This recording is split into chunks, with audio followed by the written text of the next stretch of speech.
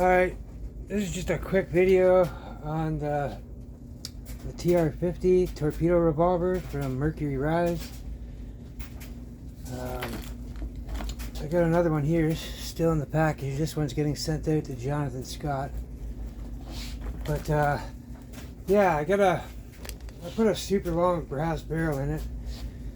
Gonna be using the HPA. The HDR spring was kind of hit or miss. It was a lot better than the stock spring.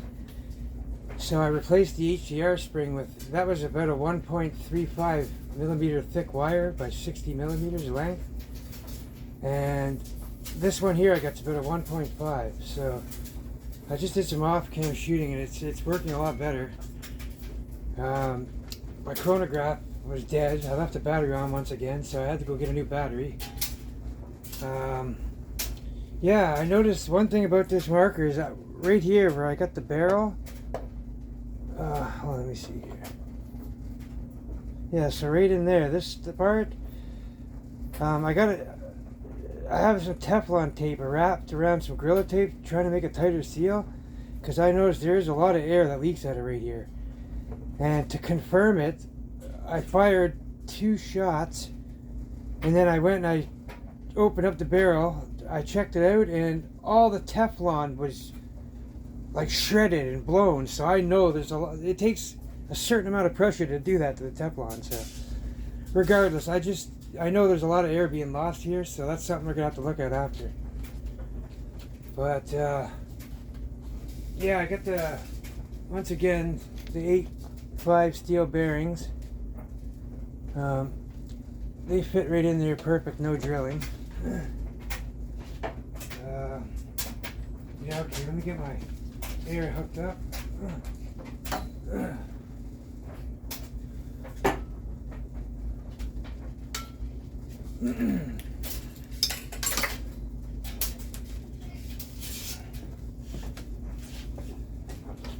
Okay, put a couple drops of silicone in.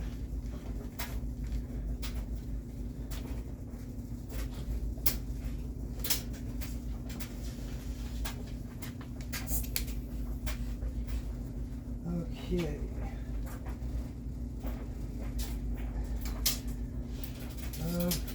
Alright, load the bearings up. Steel bearings.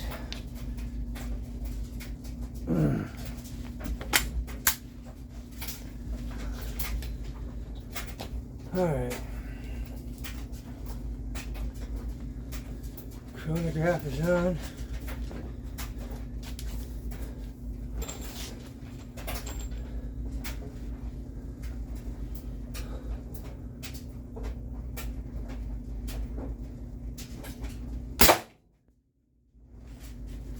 .396 FPS.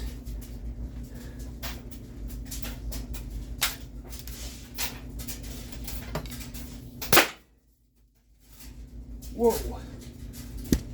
My tank wasn't screwed all the way in there. That was kind of a misfire. Lucky it hit the ground. Alright. Whoa, I'm feeling a backdraft coming back in my face from the magazine. Holy shit, it was like a huge puff of air hitting me right in the eyeball. Well, even underneath my glasses, I can feel that.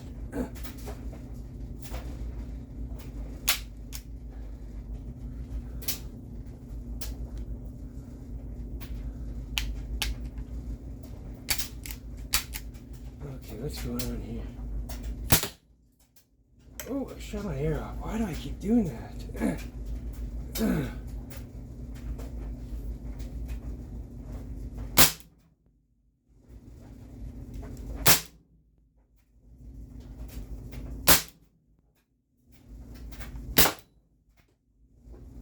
388. Okay, that was because I cycled the mag. There was empty shots there.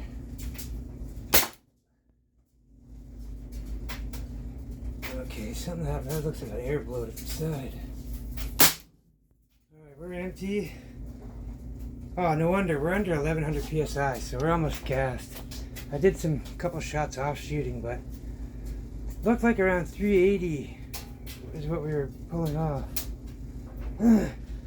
I'm not using this this stupid GOG. Man, I have more troubles with that. I just had two. When I shot and pulled the trigger, my tank wasn't screwed in enough. It's very weird how this set it, because the pressure of the air tank, it makes it harder to screw in.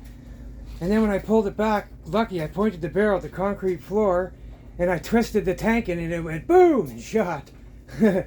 So I noticed this thing does misfire too, even when I first got it. Once you open it up and modify it, it becomes a little bit hit or miss, especially with the spring. But that wasn't a spring issue. This was because I didn't have my tank screwed in fully. So yeah, let me just take this out.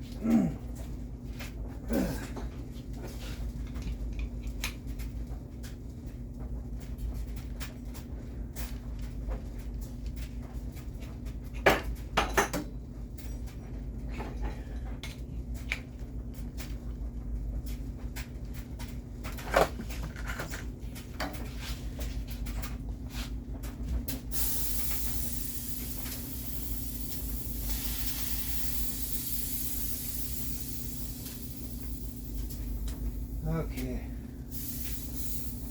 we are safe. So, well, it's nice to know that the 1.5 millimeter diameter spring at 60 millimeters seems to be working. It's working off cam, it's working now. I wanted to make sure before I tested it. But once you get on camera, it's always a different thing that usually that happens. But yeah, let me see these numbers here.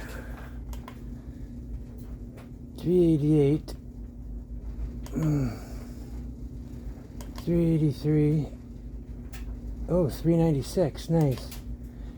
And then I had the two that hit the ground. And then we had an error because it doesn't read the HPA air.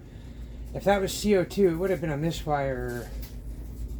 Could have read a different number. Like CO2 puff clouds that go through there kind of misread sometimes. But I noticed when you shoot the HPA clouds, it usually just reads error. And it doesn't give you any missed number. So it doesn't really screw with you. But so what did I say that was? 390.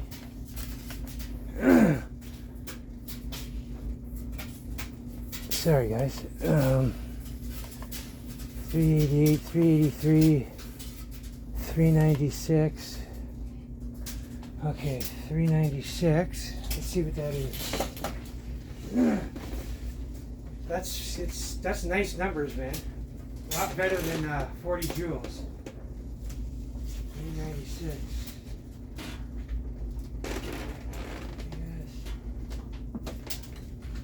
Yes. 8.4 grams. That's 396. Not bad, guys. We're up to 60 joules. So this is definitely a contender now. It's powerful. 40 to 60 joules. 60 joules is a bit much for steel bearings. I can tell you that right now, man. Like that'll go through a ½ inch of plywood like butter.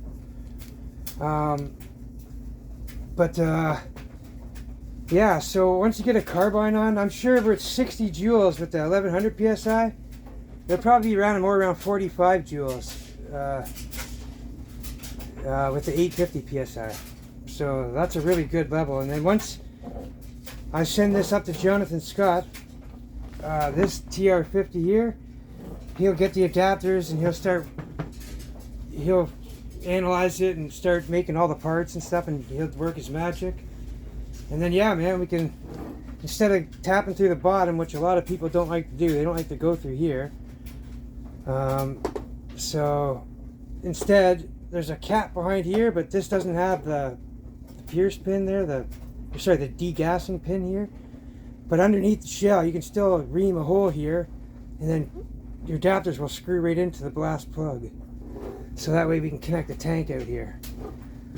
This marker's a lot similar to the HDR50, and there's a lot of differences.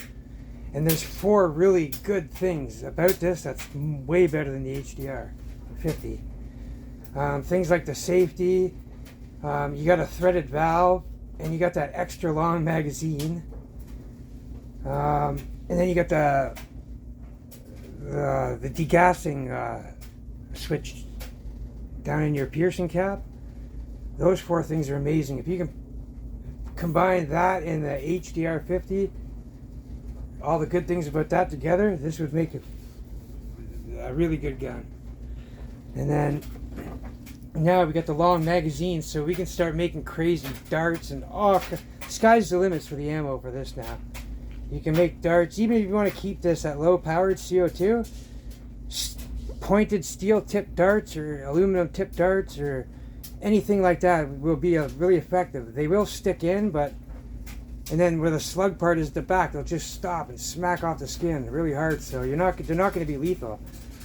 But I mean, you know how people are when you poke them with a pin, right? Imagine getting hit with one of these, right? Nice pointed sharp 2 or 3 rounds stuck in your chest or or whatever. Yeah, not fun. Yeah, anyways, guys, more testing with this coming up. You guys take care and have a good one as always. Stay safe.